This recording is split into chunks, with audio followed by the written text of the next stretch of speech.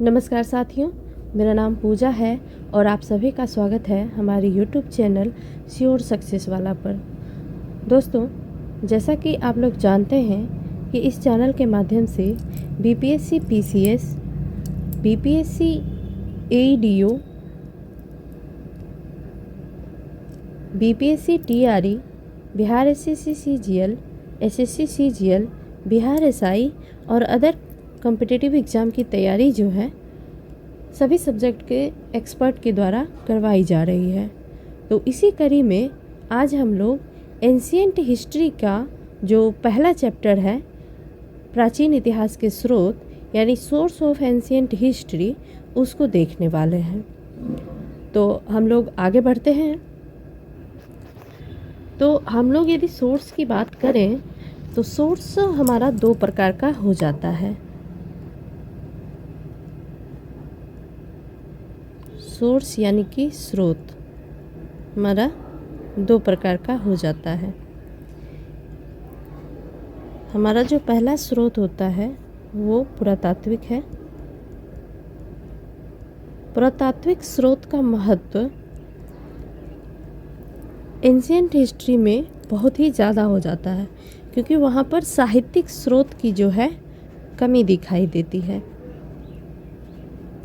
साहित्यिक स्रोत कम मात्रा में उपलब्ध है, इसलिए हमें ज़्यादातर मामलों में पुरातात्विक स्रोत पर ही निर्भर रहना पड़ता है।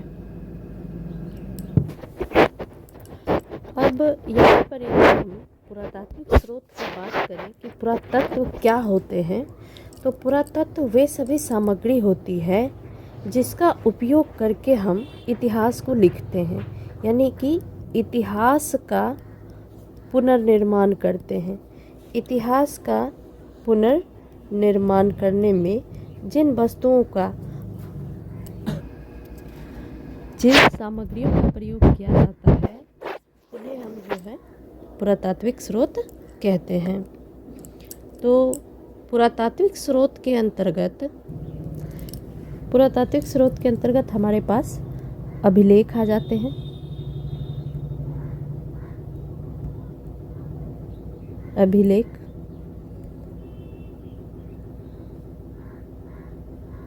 इंक्रिप्शंस,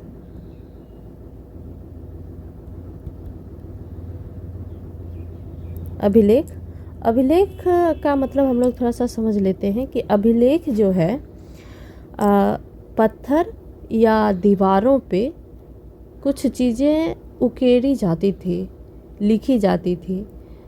लिखने के लिए वहाँ पर किसी सामग्री का प्रयोग नहीं होता था, बल्कि पत्थरों को काटकर छांटकर यानी उस पर उकेरा जाता था। तो ये अभिलेख हो जाता है, इंक्रिप्शंस हो जाते हैं। दूसरा हो जाएगा हमारा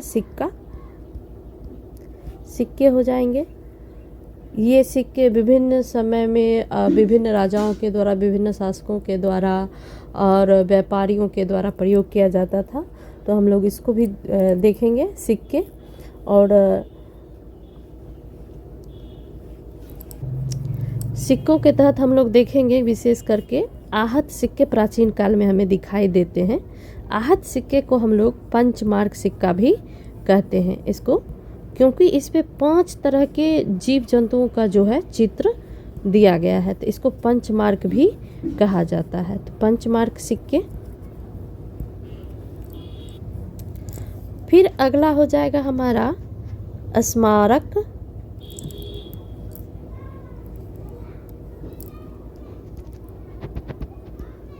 या भवन। तो स्मारक जो होता है वो हम लोग जैसे देखते हैं कि प्राचीन महल है, कोई प्राचीन मंदिर है, तो इसको हम लोग स्मारक के रूप में सहेज लेते हैं। तो ये स्मारक हो जाएंगे। भवन, ये भी हमारा जो है एक महत्वपूर्ण पुरातात्विक स्रोत है। जैसे स्मारक या भवन में हम लोग देखें तो खुदाई के दौरान हमें पटना से हमें कुम्हरार से चंद्रगुप्त मौर्य के महल का अवशेष प्राप्त हुआ है। तो ये हमारा एक महत्वपूर्ण पुरातात्विक स्रोत है। चंद्रगुप्त मौर्य के महल का अवशेष प्राप्त हुआ है।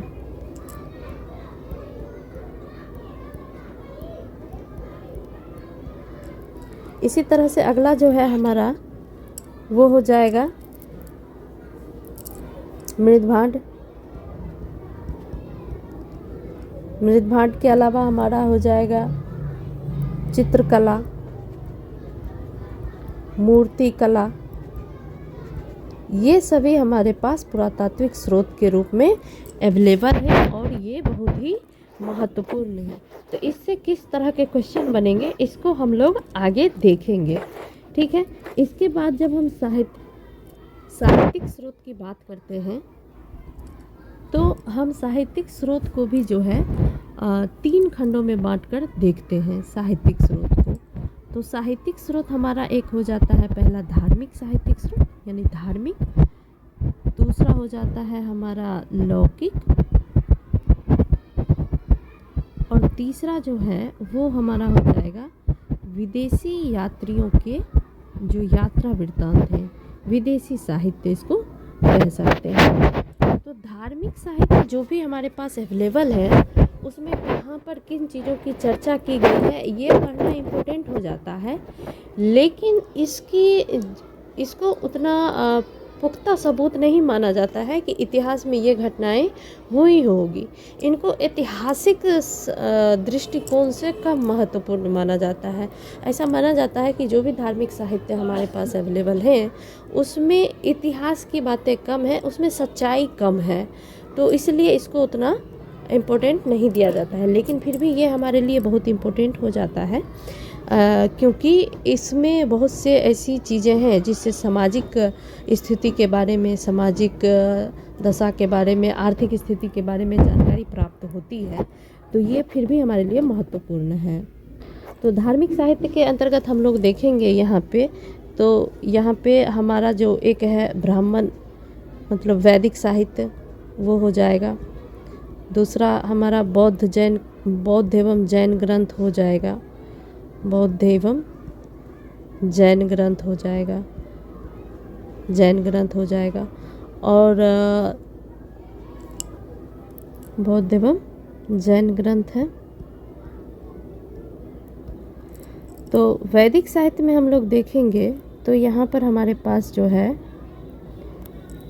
वैदिक में जैसे वेद हो जाएंगे, 4 वेद हैं, ऋग्वेद, यजुर्वेद, सामवेद और अथर्ववेद।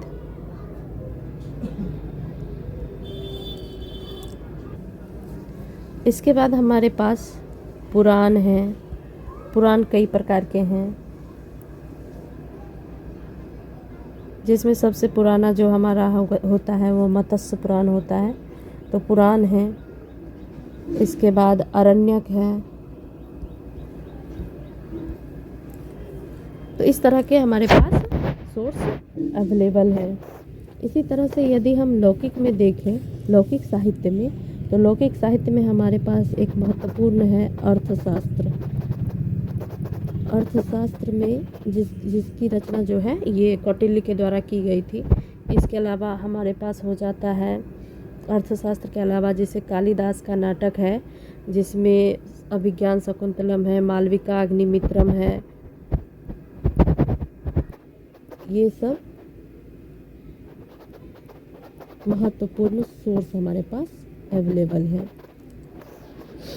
इसके अलावा विदेशी साहित्य की अगर हम बात करें तो जैसे इसमें मेगास्थनीज है, इनकी रचना है इंडिका,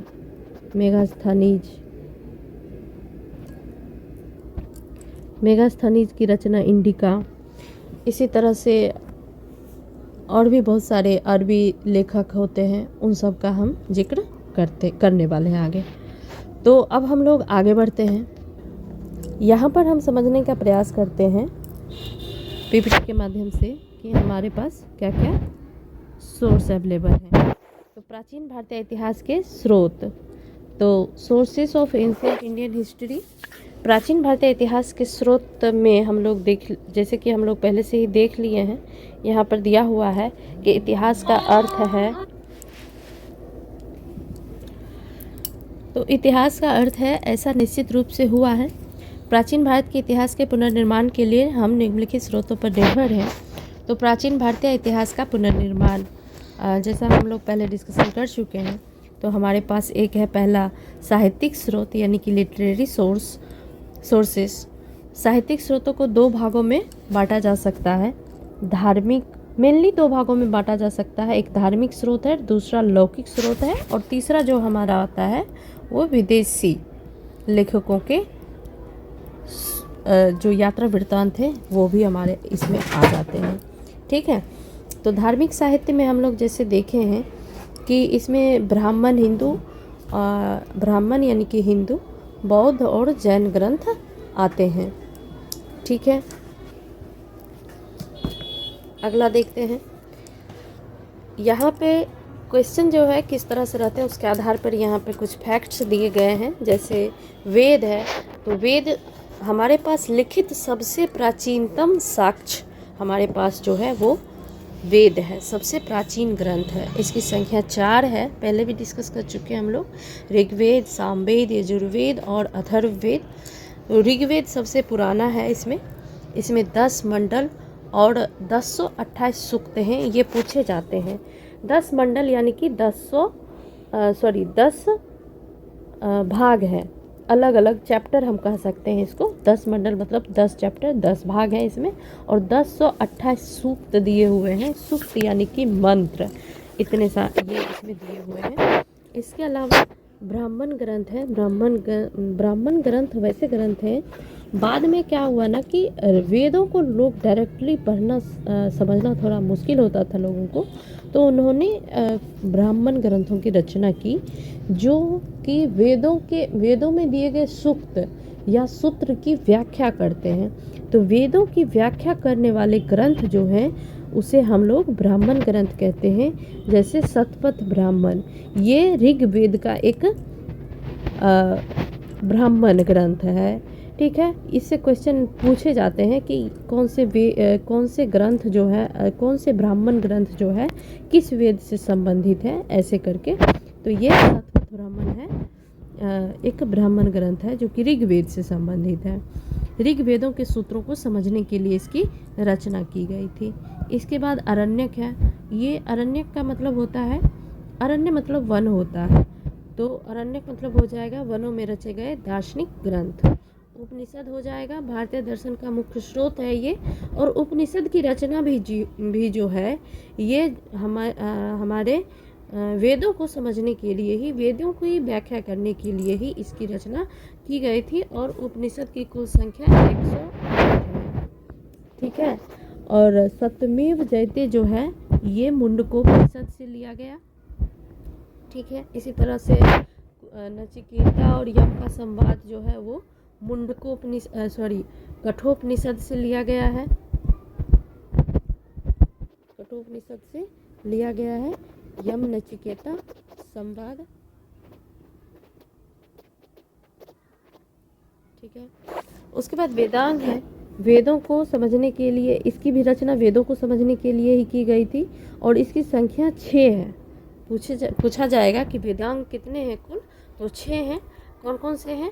तो शिक्षा है, कल्प है, व्याकरण है, निरुक्त है, छंद है और ज्योतिष है। तो शिक्षा, कल्प, व्याकरण, निरुक्त, छंद, ज्योतिष, ये हमारे पास 6 वेदांग हैं। उसके बाद पुराण है। पुराणों की कुल संख्या 18 है, और लोमहर्ष और उग्र सर्वा ऋषि इसके रचयिता माने जाते हैं। तो पुराणों की कुल संख्या कितनी हो गई हमारे पास? 18। पूछा जाता है ऐसा क्वेश्चन कि कुल कितने पुराण हैं। तो और इसमें एक तो क्वेश्चन इस तरह से भी पूछा जाता है कि सबसे प्राचीन पुराण कौन से हैं। तो सबसे प्राचीन पुराण जो हैं वो मत्स्य पुराण है।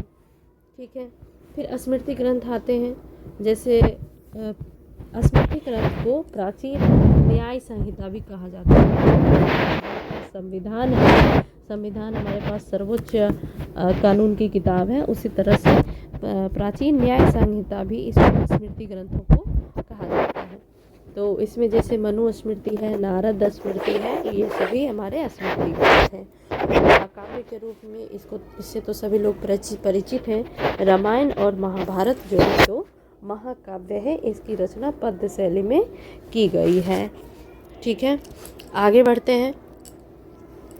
आगे इसमें अब इस पीपीटी के माध्यम से इसको समझने का प्रयास करेंगे। वेद है सबसे प्राचीन ग्रंथ, इसकी संख्या 4 है। वेदों की संख्या 4 है। तो ऋग्वेद है, इसमें 10 मंडल और 1028 सूक्त है। सामवेद में क्या दिया गया है? तो सामवेद में स्तुतियों का गायन है। मतलब जो ऋग्वेद में जो सूक्त दिए गए हैं, जो सूत्र दिए गए हैं, जो स्तुति है, उसको किस तरह से गाना है, जो 7 स्वरों की बात की गई है, वो सभी सामवेद में किया गया है। सामवेद में उनको कैसे गाना है, इसके बारे में बताया गया है। यजुर्वेद में यज्ञ की विधियाँ दी गई है कि यज्ञ को कैसे संपन्न किया जाएगा। ठीक है, तो यज्ञ करने की विधियाँ और मंत्रों का उच्चारण भी किस तरह से किया जाएगा, ये भी यजुर्वेद में दिया गया है। और अथर्ववेद में जो है लौकिक जीवन के बारे में सारी जानकारी दी गई है और तंत्र मंत्र से संबंधित भी जानकारी अथर्ववेद में दी गई है। क्वेश्चन पूछा जाता है कि तंत्र मंत्र से संबंधित जानकारी किस वेद में है, तो तंत्र मंत्र से संबंधित जानकारी जो है अथर्ववेद में है। उसके बाद हमारे पास जैसे यहाँ पे हम लोग देखे हैं कि ब्राह्मण ग्रंथ है। ब्राह्मण ग्रंथ यानी कि वेदों की व्याख्या करने वाले ग्रंथ है। अरण्यक, वनों में रचे गए ग्रंथ। उपनिषद भारतीय दर्शन का मुख्य स्रोत। कुल 108 सप्तमेव जयते मुंडक उपनिषद से लिया गया है। उसी तरह से पुराण है, 18 है इसकी संख्या। लोमहर्ष उग्र श्रवा इसके रचयिता माने जाते हैं। वेदांग 6 हैं, शिक्षा, कल्प, व्याकरण, निरुक्त, छंद, ज्योतिष। और फिर महाकाव्य है, रामायण और महाभारत। स्मृति ग्रंथ में हमारे पास मनुस्मृति और नारद स्मृति जैसी चीज़ें हैं। अगला हम लोग देख लेते हैं बौद्ध ग्रंथ। बौद्ध ग्रंथ में क्या क्या चीज़ें हैं, तो बौद्ध ग्रंथ में हमारे पास त्रिपिटक है। त्रिपिटक के अंतर्गत हमारे पास सुत्त पिटक, विनय पिटक और अभिधम पिटक, ये 3 पिटक हैं। त्रिपिटक मतलब 3 पिटक, सुत्त पिटक, विनय पिटक, अभिधम पिटक। इसमें अलग अलग चीज़ों में अलग अलग पिटक में अलग अलग चीज़ों की व्याख्या की गई है। इसको जब हम लोग क्वेश्चन के माध्यम से करेंगे तो ये अधिक स्पष्ट हो पाएगा। उसके बाद जातक कथाएं हैं। जातक कथाओं में बुद्ध के पूर्व जन्मों की कहानी दी गई है, जिसकी संख्या 549 है। यानी कि बुद्ध पूर्व जन्म में क्या थे, कैसे करते थे, किस तरह का उनका जीवन होता था, उन सब चीज़ों की कथा जो है जातक कथाओं में दी गई है और इसकी संख्या 549 है। फिर एक महत्वपूर्ण बौद्ध ग्रंथ हमारे पास आता है दीपवंश और महावंश का।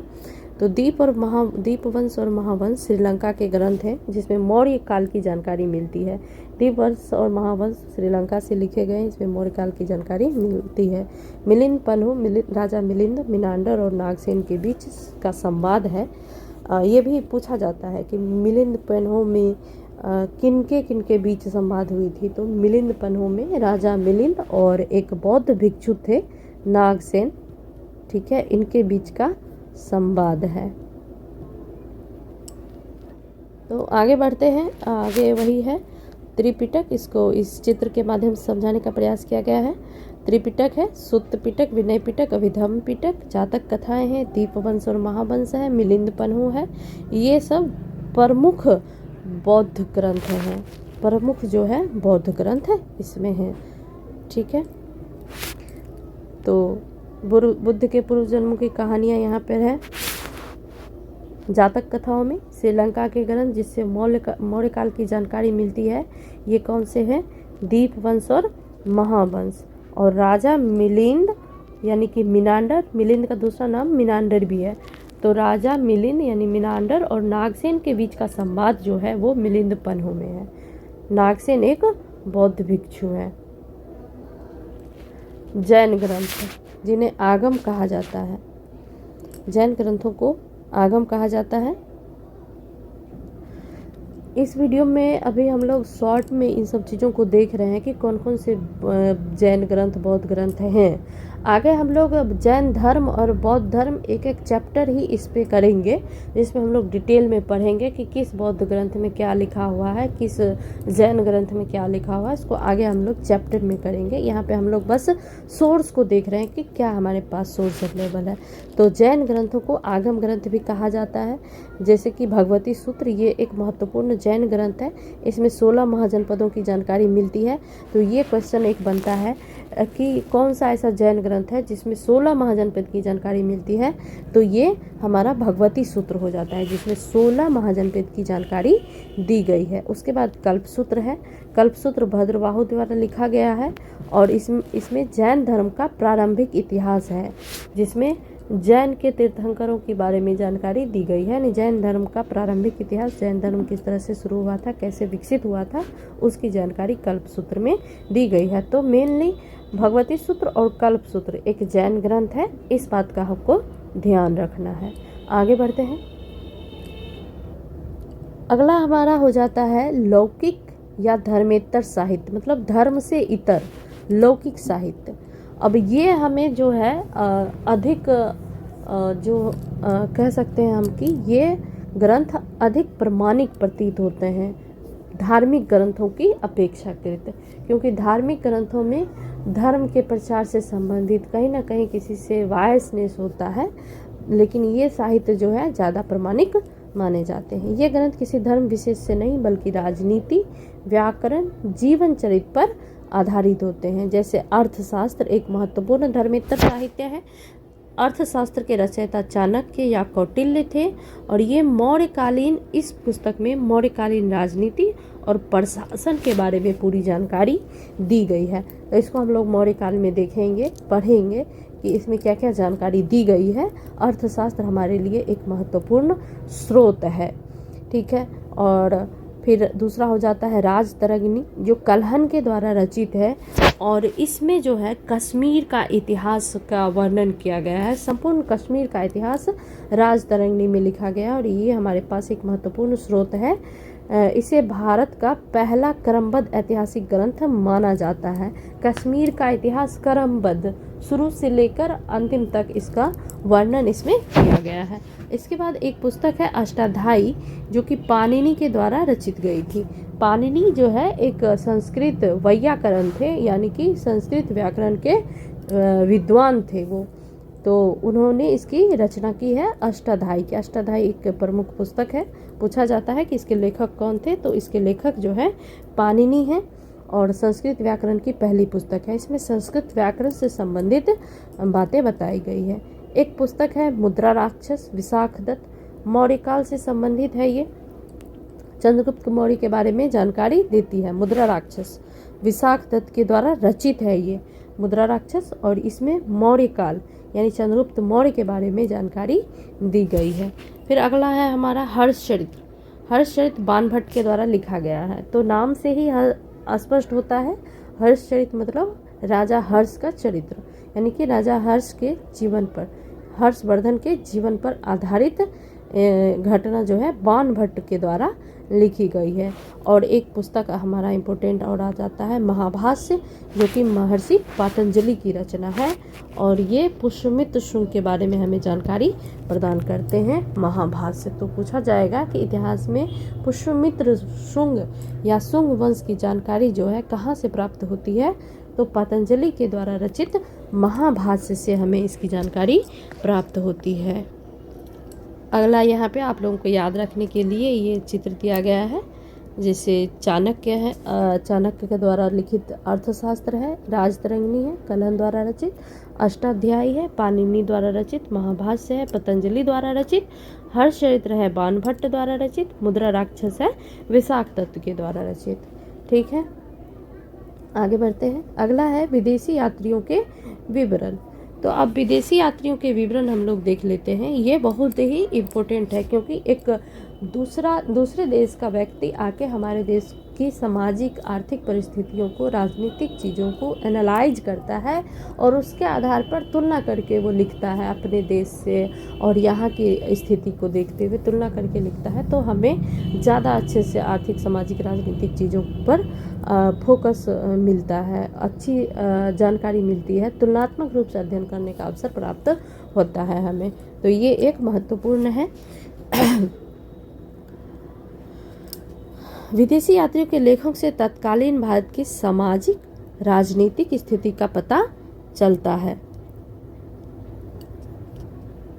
ठीक है, जैसे मेगास्थनीज है, मेगास्थनीज लेखक हैं और इनकी रचना जो है इंडिका है। इंडिका के लेखक हैं ये मेगास्थनीज, और ये चंद्रगुप्त मौर्य के दरबार में आए थे। मेगास्थनीज किसके दरबार में आए थे? चंद्रगुप्त मौर्य के दरबार में आए थे। ठीक है, फिर अगला है टॉलमी। टॉलमी जो है इनकी पुस्तक है ज्योग्राफी भारत का भूगोल। ठीक है, जियोग्राफी भारत का भूगोल टॉलमी के द्वारा लिखा गया है। प्लिनी है, नेचुरल हिस्टोरिका के लेखक हैं, तो पुस्तक इनके द्वारा लिखा गया है नेचुरल हिस्टोरिका। किनके द्वारा? प्लिनी के द्वारा लिखा गया। और पेरिपल्स ऑफ इथेरियन सी जो है, Erythraean sea, Periplus of Erythraean sea, ये जो है एक अज्ञात लेखक के द्वारा, इसके लेखक कौन है इसका जानकारी अभी तक नहीं पता चला है कि पेरिपल्स ऑफ द एरिथ्रियन सी किसके द्वारा लिखी गई है, लेकिन इसमें जो है बहुत ही महत्वपूर्ण जानकारी दी गई है। इसमें दिया गया है कि भारत के जो उत्तरी घाट है, भारत का जो पश्चिमी घाट है और जो पूर्वी घाट है उस पर कौन कौन से बंदरगाह थे, उसके नाम, इन सब चीज़ों का व्यापार किस तरह से भारत का होता था दूसरे देशों के साथ, उन सब चीज़ों का वर्णन इसमें किया गया है।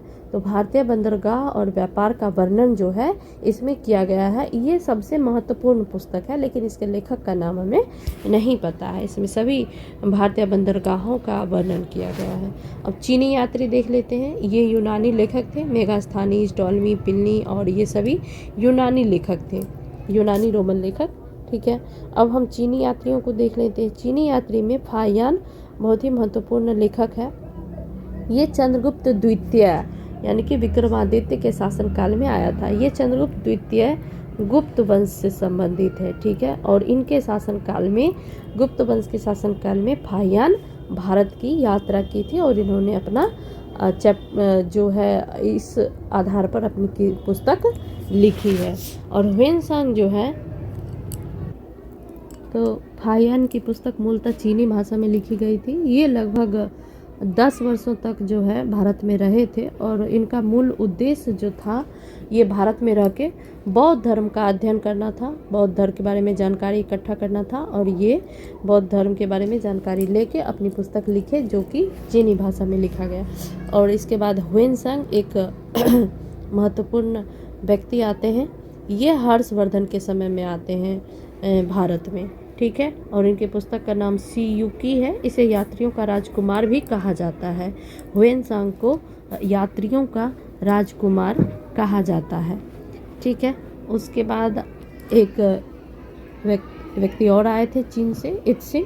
ये 7वीं शताब्दी में आए थे। 7वीं शताब्दी के अंत में नालंदा और विक्रमशिला का वर्णन इनके ग्रंथों में किया गया है। तो फाहियान, ह्वेनसांग और इत्सिंग ये चीनी यात्री थे। अब अरबी लेखक की बात कर लेते हैं। कुछ अरबी लेखक भी हैं, जैसे अल-बरूनी है, महमूद गजनवी के साथ भारत आए थे और इन्होंने किताब उल हिंद की रचना की थी। किताब उल हिंद, तहकीक ए हिंद भी कहा जाता है इसको। तो किताब उल हिंद की रचना अल-बरूनी ने की थी, और अल-बरूनी जो है किसके साथ आया था भारत? महमूद गजनवी के साथ आया था। ठीक है, इसने संस्कृत भाषा भी सीखी थी यहाँ की सामाजिक स्थिति को समझने के लिए। तो ये एक महत्वपूर्ण पॉइंट हो जाता है। इब्न बतूता रिहला का लेखक है और ये मोहम्मद बिन तुगलक के काल में भारत आया था।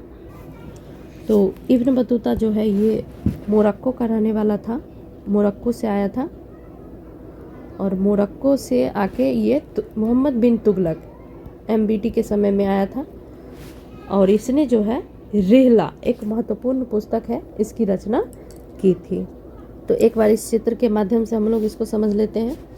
यूनानी रोमन लेखक मेगास्थनीज, यूनानी रोमन लेखक में मेगास्थनी जिन्होंने इंडिका की रचना की, टॉलमी जिन्होंने ज्योग्राफी की रचना की, प्लिनी जिन्होंने नेचुरल हिस्टोरिका की रचना की, और पेरिपल्स ऑफ इरिथ्रियन सी इसके लेखक अभी तक ज्ञात नहीं है, अज्ञात हैं। उसके बाद चीनी यात्री फाहियान चंद्रगुप्त द्वितीय के समकालीन होगा समय में आए थे, ठीक है। हुएनसांग इन्होंने सियूकी की रचना की थी। इनके पुस्तक का नाम फा क्यो की करके है, फाहियान के पुस्तक का फा क्यो की ऐसे इनका पुस्तक का नाम है। सियूकी की रचना हुएनसांग ने की थी। और इत्सिंग जो है ये भी भारत आए थे, ये भी चीनी यात्री हैं। फिर अरबी लेखक में हम लोग देख लिए अलबरूनी है, किताबुल हिंद या तहकीक हिंद की रचना इन्होंने की थी। इन्होंने संस्कृत भाषा भी सीखी थी। और इब्न बतूता रेहला ये मोरक्को का यात्री था, ठीक है, इन्होंने रेहला लिखा था। आगे बढ़ते हैं। अगला अब हम लोग यहाँ पे पुरातात्विक स्रोत को देखने वाले हैं। पुरातात्विक स्रोत सबसे विश्वसनीय स्रोत माना जाता है, जिसमें अभिलेख इंक्रिप्शंस हैं।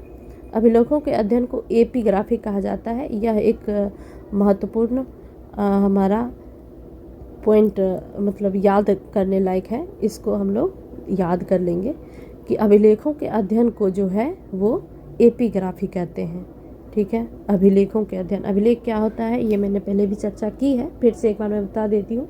अभिलेख जो है पत्थरों पर उकेर के लिखा जाता था या मंदिरों के दीवारों पर भी लिखा गया है, कई जगह स्तंभों पर भी लिखा गया है, तो ये सभी अभिलेख होंगे।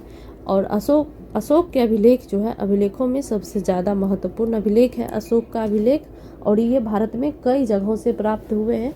इसका अध्ययन हम अशोका के चैप्टर में पढ़ेंगे। इनके द्वारा कौन से अभिलेख कहाँ पे लगाए गए हैं, किस अभिलेख में क्या बातें कही गई है, अशोक का जो जब चैप्टर आएगा तो उसमें हम लोग पढ़ेंगे। तो इसमें यहाँ पे हम लोग अभिलेख को देख लेते हैं कि क्या इनकी विशेषता रही थी। तो 1837 ईस्वी में जो है जेम्स प्रिंसेप के द्वारा पहली बार अभिलेखों को पढ़ा गया था, ठीक है। मतलब अशोक के अभिलेख को इससे पहले किसी ने नहीं पढ़ा था। जेम्स प्रिंसेप 1837 ईस्वी में सबसे पहली बार इस अभिलेख को पढ़ने में सफल हुए, यानी इसको डिकोड कर पाए, ठीक है। और इनके अभिलेख जो हैं अशोक के अभिलेख ये ब्राह्मी, खरोष्टी, ग्रीक और आरमाइक लिपि में लिखा गया है, लेकिन ज़्यादातर जो अभिलेख है वो ब्राह्मी लिपि में लिखा गया है। खरोष्टी, ग्रीक और आरमाइक में कम मिलते हैं अभिलेख। उसके बाद एक अभिलेख है हाथी गुफा अभिलेख। इसमें कलिंग के राजा खारवेल, कलिंग जो वर्तमान उड़ीसा में पड़ता है, तो कलिंग के राजा खारवेल की चर्चा की गई है। बिना तिथि का अभिलेख है, इस पर तिथि का वर्णन नहीं किया गया, यानी कि काल समय का वर्णन नहीं है कि ये किस समय में हुए थे, लेकिन इसमें नाम का वर्णन है। ये कलिंग के राजा खारवेल का के बारे में जानकारी प्रदान करती है। उसी तरह से जूनागढ़ या गिरनार अभिलेख है, जो कि रुद्रदामन द्वारा लिखवाया गया था, और ये संस्कृत का पहला बड़ा अभिलेख है।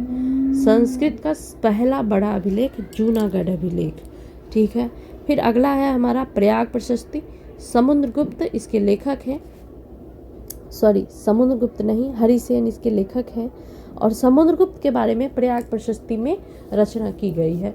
तो प्रशस्ति, जब ही प्रशस्ति किसी में लगा हुआ रहता है तो प्रशस्ति मतलब होता है उनका गुणगान करना। तो यहाँ पर हरिसेन के द्वारा समुद्रगुप्त की प्रशस्ति में, समुद्रगुप्त की प्रशंसा में इस प्रयाग प्रशस्ति की रचना की गई है। इसमें समुद्रगुप्त जो कि गुप्त वंश के शासक हैं, इनके बारे में पूरी जानकारी दी गई है। उसके बाद एक और अभिलेख है हमारे पास, ऐहोल अभिलेख, जिसमें पुलकेशिन द्वितीय के बारे में जानकारी मिलती है। तो एक हमारा हो गया सबसे पहला इम्पोर्टेंट अशोक का अभिलेख, जो कि कई संख्या में है, इसके बारे में हम लोग इसके चैप्टर में डिटेल में पढ़ेंगे। हाथी गुफा अभिलेख, हाथी गुफा अभिलेख में कलिंग के राजा खारवेल की जानकारी है। जूनागढ़ अभिलेख, जिसमें रुद्रदामन के बारे में जानकारी है। और सबसे विशेषता इसकी ये है कि ये संस्कृत का पहला बड़ा अभिलेख है, यानी कि ये संस्कृत में लिखा गया है, जूनागढ़ अभिलेख, ठीक है, संस्कृत में लिखी गई है।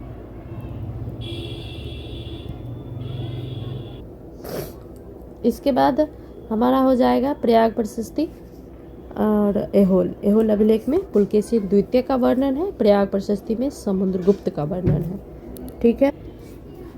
तो यहाँ पर अब वही है, अभिलेख इनक्रिप्शन सबसे विश्वसनीय स्रोत माना जाता है, क्योंकि इसमें कोई मिलावट, कोई छेड़छाड़ नहीं किया गया है, जैसे था वैसे ही है ये अवेलेबल।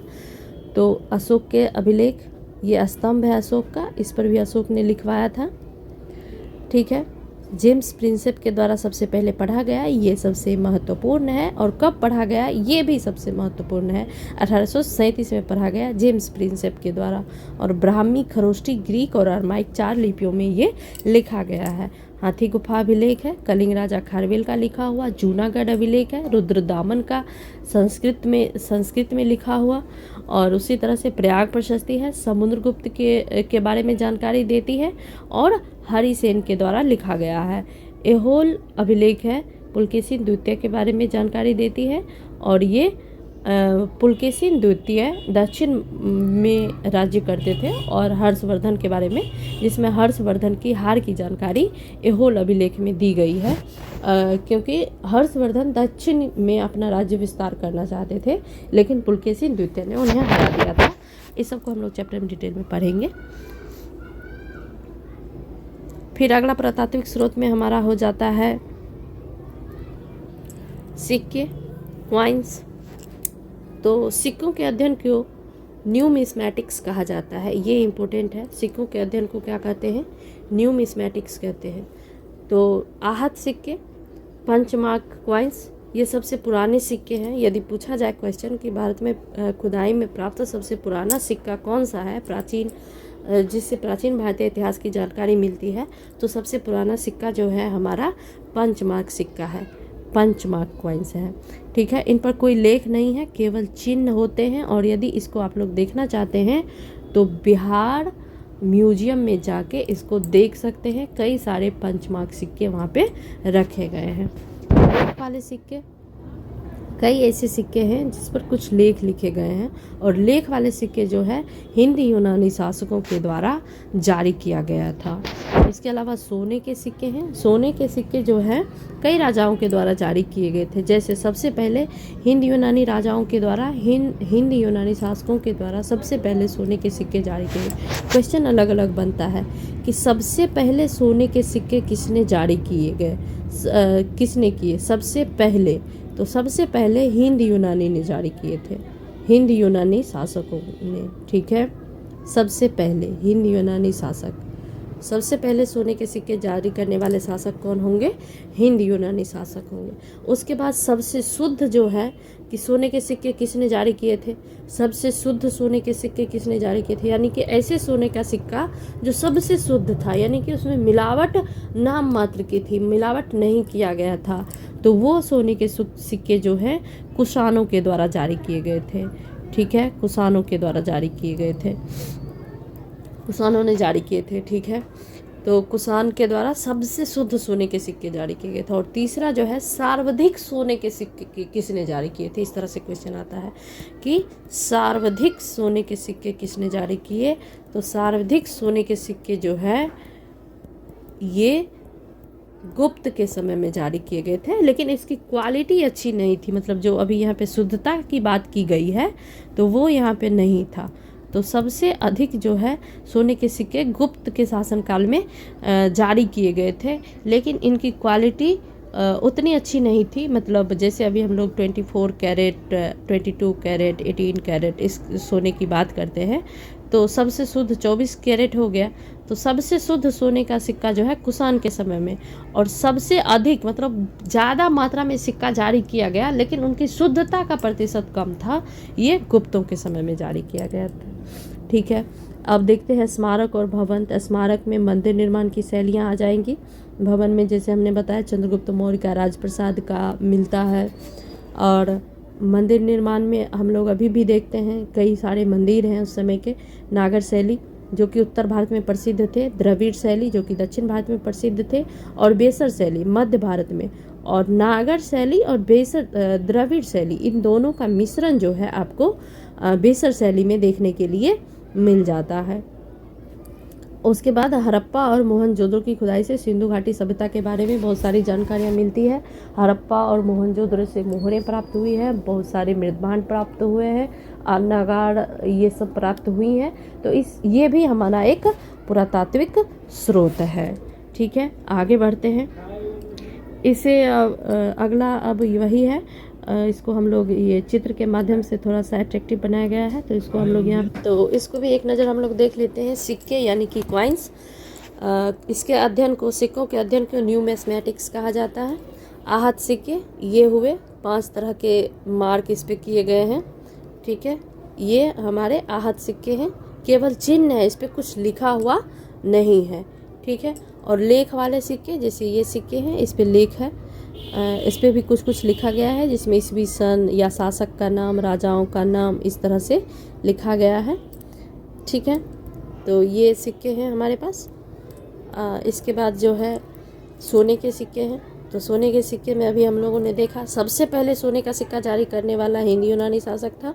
उसके बाद दूसरा सबसे शुद्ध जो है कुषाणों के द्वारा जारी किया गया था, और सबसे अधिक मात्रा में जो है गुप्त काल में सोने के सिक्के जारी किए गए थे। स्मारक और भवन में नागर शैली में उत्तर भारत में बहुत सारी मंदिर है, जैसे खजुराहो का मंदिर आप लोग देख लीजिए, ये एक नागर शैली का बहुत ही अच्छा उदाहरण है।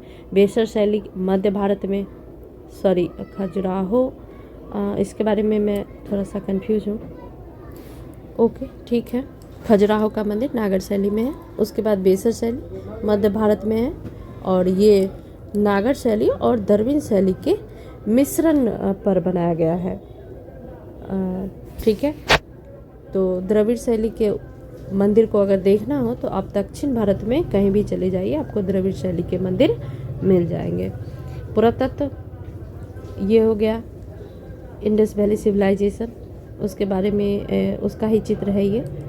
और मोहनजोदड़ो हड़प्पा की खुदाई से सिंधु घाटी सभ्यता के बारे में ये जानकारी मिलती है। ये सभी पुरातात्विक दृष्टिकोण से बहुत ही महत्वपूर्ण स्रोत हमारे पास अवेलेबल है। आगे बढ़ते हैं।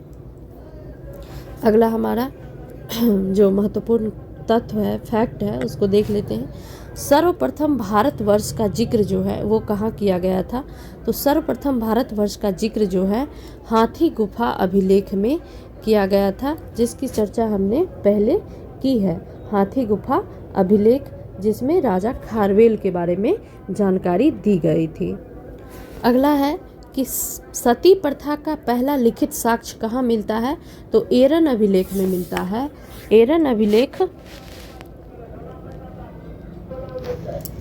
अभिलेख में पहला जो है सती प्रथा का साक्ष्य मिलता है। तो ये भानुगुप्त का अभिलेख है जो 510 ईस्वी के आसपास का है। तो इसमें पहला साक्ष्य मिलता है कि इनके एक सेनापति थे जिनकी पत्नी जो है अपने पति के साथ सती हो गई थी। इसमें ये जानकारी दी गई है। तो पूछा जाएगा क्वेश्चन कि सती प्रथा का पहला साक्ष्य किस अभिलेख से प्राप्त होता है? तो एरन अभिलेख से प्राप्त होता है। अभिलेखों में प्रयुक्त लिपियां जो हैं वो ब्राह्मी बाएं से दाएं लिखी जाती है और खरोष्ठी दाएं से बाएं लिखी जाती है।